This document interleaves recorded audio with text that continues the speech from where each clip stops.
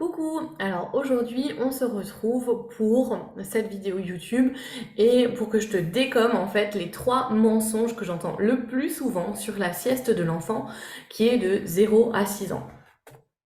Les siestes en fait sont sujettes à 1 milliard d'idées reçues et dans cette vidéo je vais t'en dégommer 3, c'est celles qui pour moi en fait je vois le plus souvent.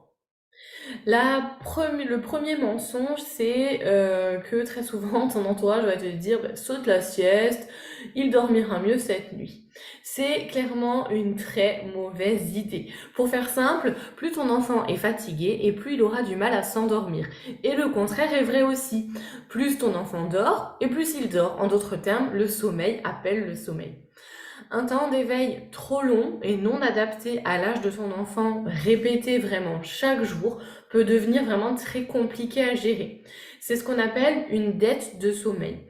Pour te donner mon propre exemple, avec mon premier enfant, Marco, j'avais aussi un peu cette fausse croyance, me disant que mon enfant, c'est le plus fort, il n'a pas besoin d'autant dormir que les autres, il est plus éveillé, il est plus intelligent, tu vois, c'est un petit peu le syndrome de la maman qui trouve que son bébé, il est vraiment formidable.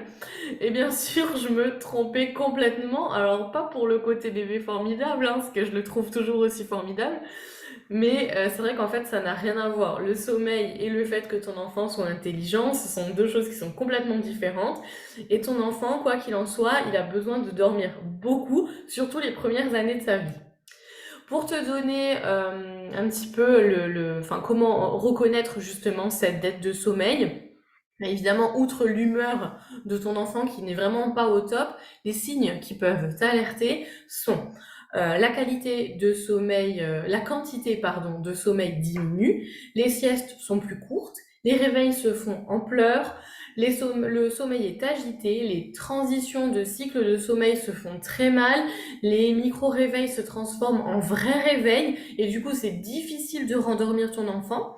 Ton enfant, il pleure beaucoup parce que forcément il est très très fatigué, donc à chaque fois que tu vas le stimuler, peut-être qu'au début de l'activité ça va aller, puis en fin de compte non, il est trop crevé, donc il pleure. Il y a des éveils confusionnels qui sont violents, qui peuvent durer très longtemps. Il y a ton enfant qui est cerné, il tombe littéralement de fatigue. Si tu as la référence, tu as déjà certainement vu des vidéos YouTube ou sur Facebook où les enfants en fait ils tombent le nez dans leur assiette là le soir. Ça c'est vraiment ça, ils tombent complètement de fatigue et ça c'est clairement à éviter, c'est vraiment pas du tout une bonne idée en termes de sommeil quoi. Alors le deuxième mensonge, c'est laisse ton enfant dans les mêmes conditions que celles de l'endormissement. Alors, en fait, c'est un mensonge, c'est vrai pour moi, mais c'est aussi une vérité. Donc, ma réponse sera un petit peu mitigée. Il est évidemment préconisé d'avoir les mêmes conditions pour que ton enfant, au réveil, lors de son endormissement, en fait, au risque qu'un micro-réveil, donc je précise juste au passage que le micro-réveil, c'est physiologique, ils ne peuvent pas être évités, ils sont présents à chaque changement de cycle de sommeil de ton bébé. En fait, le risque, c'est que le micro-réveil, il se transforme en vrai réveil parce que, en fait, ton enfant, il va ouvrir les yeux et puis il va se dire, mince, alors je suis pas dans les mêmes conditions que ce qu'on m'a endormi, puisque, en fait, il comprend pas. Comment est-ce qu'il a pu atterrir dans son lit alors qu'il était blotti dans tes bras à l'instant d'avant, tu vois? Mais il se trouve aussi, qu'on a le droit de vivre. Et tu es une maman, mais bien évidemment, tu es d'abord une femme. Au risque donc d'attirer les foudres d'autres consultantes en sommeil, moi je suis passée par là, je sais trop bien ce que c'est que de galérer avec le sommeil de son enfant, d'être toute seule, de juste en fait pouvoir faire ce qui marche, à savoir les siestes en mouvement. Dans mon cas, c'était un petit peu comme ça, sans forcément avoir envie même d'être en mouvement durant les 2 prochaines heures de sieste, parce que j'en ai marre aussi d'avoir des clientes qui sont en larmes, parce qu'en fait elles arrivent pas, elles culpabilisent, elles savent pas en fait à quel conseil se vouer, parce que c'est pas non plus parce que tu apprends un endormissement autonome à ton enfant que les réveils avec un grand besoin de maman seront forcément évités. Ça, c'est faux. Parce que c'est primordial aussi de faire confiance à ton enfant, de te dire qu'il peut aussi être tout à fait conscient, en fait, qu'il change d'endroit pendant son sommeil. Parce que j'ai aussi mes petits conseils secrets afin de permettre un rendormissement sans mal. Si jamais un réveil, si jamais tu souhaites en fait l'endormir dans tes bras, mais le poser dans son lit par exemple.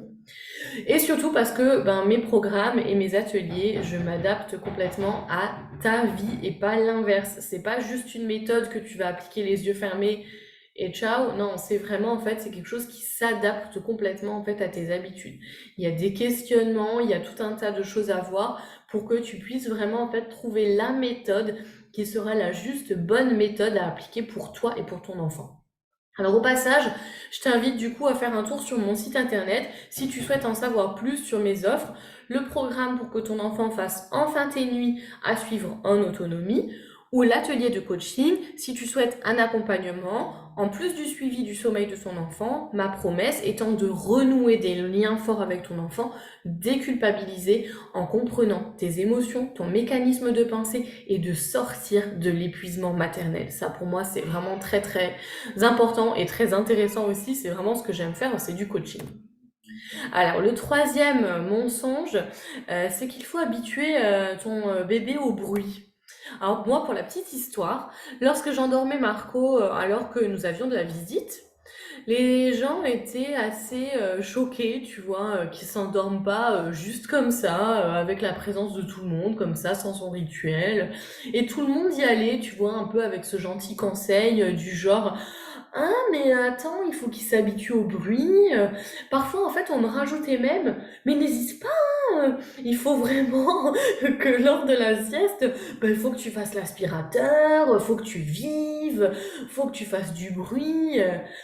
Mais en fait, à quel moment, toi, quand tu dors, il y a quelqu'un qui passe l'aspirateur dans la pièce d'à côté? En fait, je sais pas. Moi, à quel moment c'est arrivé ça?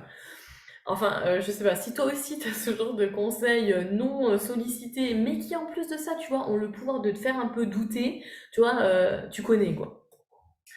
En fait, moi je vais vraiment te dégommer ce mensonge-là, parce qu'en fait les oreilles, elles n'ont pas de paupières. À l'inverse des yeux, eh bien les oreilles, elles n'ont pas les paupières pour pouvoir se fermer et ne plus écouter, tu vois, lorsque ça leur chante. Chaque bruit, et même pour toi, hein, que ça soit pour toi ou pour ton bébé, en fait, chaque bruit est relayé au cerveau. Le cerveau, il va analyser ce bruit et il va répondre à ce stimuli. Et ça se fait même en dormant. Je te conseille donc, dans la mesure du possible évidemment, un sommeil au calme, que ça soit d'ailleurs pour ton enfant ou pour toi, car sinon en fait son cerveau ne se reposera pas complètement. Je t'ai mis un petit PS, exit les bruits blancs. Ça c'est aussi une des croyances en fait un petit peu qu'on a, c'est que le bruit blanc c'est génial, ça apaise ton bébé, puis du coup faut le laisser toute la nuit. Vraiment pas. Tu peux par contre avoir un bruit blanc par exemple pour ton rituel, je sais pas, si tu vas intégrer un petit massage à ton enfant pour le rituel et puis lui mettre un petit bruit blanc à ce moment-là parce que tu vois que ça fonctionne, parce que tu vois que le bruit ça lui permet de s'apaiser, ok, mais pas, surtout pas le laisser toute la nuit. Et en fait, moi, ben, je suis qui pour te parler de tout ça? Alors, je m'appelle Rosanna, je suis consultante en sommeil pour les enfants qui ont de 0 à 10 ans. Je suis spécialisée aussi dans le sommeil des bébés RGO. Je suis coach pour maman, spécialisée dans les émotions. Je suis aussi formée en PNL, en communication non violente. Je suis formée aussi pour la gestion du temps. Tu peux me suivre sur Instagram, c'est là où vraiment je suis la plus active. Donc c'est à Rosamum Coach et sur mon site internet www.rosamum.fr. Voilà, si tu veux en savoir plus, vraiment n'hésite pas à venir me parler. Je suis tout à fait disponible pour mes clientes et puis je te dis à très très bientôt. J'espère pouvoir faire une vidéo comme ça par mois. Si ça te plaît, vraiment n'hésite pas à liker, à commenter, c'est avec grand plaisir que je te réponds et puis surtout ça m'encourage à continuer. Ciao ciao, à bientôt.